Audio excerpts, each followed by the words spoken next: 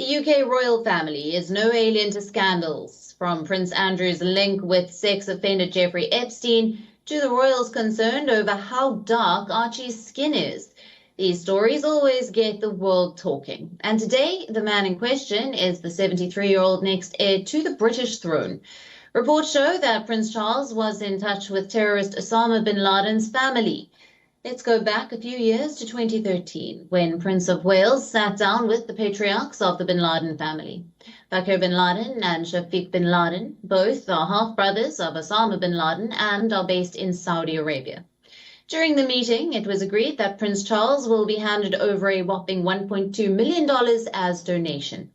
This was just 2 years after Osama bin Laden was shot dead by the US Special Forces. This alleged meeting took place in London's Clarence House, which has disputed the claim partly and basically distanced itself from the entire scandal.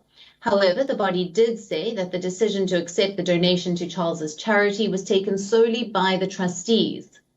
The charitable foundation's chairperson was quick to react. The statement says the donation in 2013 was carefully considered by the trustees at the time. Due diligence was conducted with information sought from a wide range of sources, including the government, and the decision to accept the donation was taken wholly by the trustees. It is important to note that there is no suggestion that Bakr or Shafiq bin Laden have been involved in acts of terrorism, unlike their brother Osama bin Laden, who was a worldwide known convicted terrorist. He was the founder of Al-Qaeda and has led many deadly attacks across the globe. Now, this new allegation comes on the heels of a scandal just last month when the Prince of Wales was accused of accepting bags of cash from former Prime Minister of Qatar. Sheikh Hamad Al Thani allegedly handed over $3.1 million. It is still not clear what exactly this money was used for. Prince Charles's charity claims that the money was passed over to another account immediately. Now, for more on this, we are being joined by a royal commentator from London, Richard Fitzwilliams. Thank you for being with us on this broadcast. Now, reports are saying that Prince Charles was handed over a whopping $1.2 million as a donation.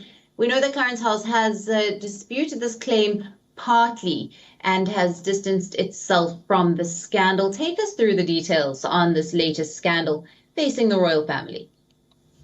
Well, this deals with links with the bin Laden family, and as you stressed in the early part of the broadcast, there is absolutely no link whatever between the two bin Laden brothers, Bakr and Shafiq bin Laden, and Osama bin Laden. It's important to stress that. What has transpired, however, appears to be a payment, as you mentioned, of $1.2 million. This was for the Prince's charitable foundation, and also it was, according to the reports, somewhat controversial. The trustees approved it. The Prince has stepped back from active involvement in his charities. The point, of course, that is at issue is not whether or not it was legal. The Foreign Office appear, according to reports, to have signed it off, but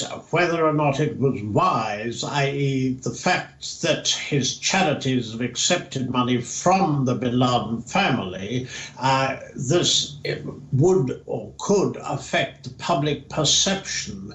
You mentioned also the issue that came to light last month between 2011 and 2015, when the former Prime Minister of Qatar handed over, it is said, some £2.5 million somehow in a somewhat erratic manner, some millions supposedly in a suitcase, others in bags from the store Fortnum and Mason's. It's been announced subsequently that any donations to the Prince's charities will not be accepted when it comes to cash. The point being with these stories, both have appeared in the Sunday Times. You can also claim, I think with some reason, that the newspaper appears to be conducting a sort of a vendetta against Prince Charles. There were also reports in the Times newspaper about his alleged views towards the government's policy of sending asylum seekers to Rwanda.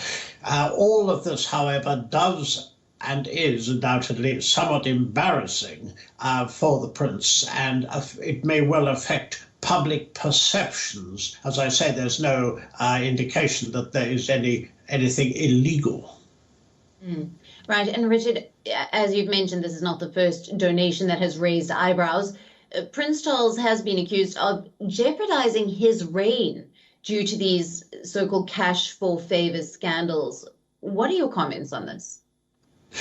This is currently being investigated by the Metropolitan Police. It involves, and this is an issue that came to light because of a letter written, although not, we don't know whether it was definitely sent in 2017, by his aide, a very close aide, Michael Fawcett.